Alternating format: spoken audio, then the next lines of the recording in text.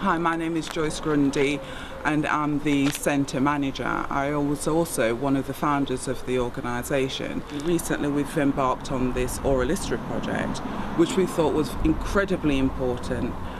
One, because generation to come need to know about the pioneers, those of our parents and grandparents that came here in the 40s, 50s and 60s, and their contribution to the development of Britain and British society.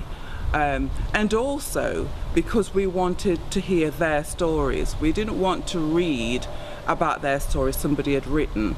We wanted to hear directly their stories. Traditionally, that's how we pass our information on.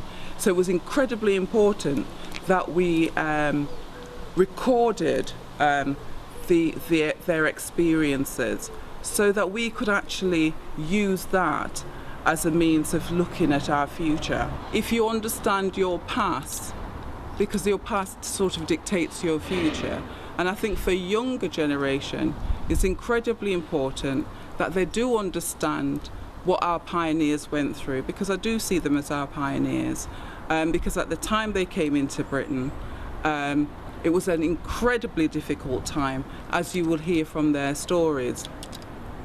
For my children and for my grandchildren, it's incredibly important that these stories are there to help them to understand their place in this society, their contribution in terms of their grandparents and their parents and whatever, and to feel that they're just as much as part of this society as everybody else.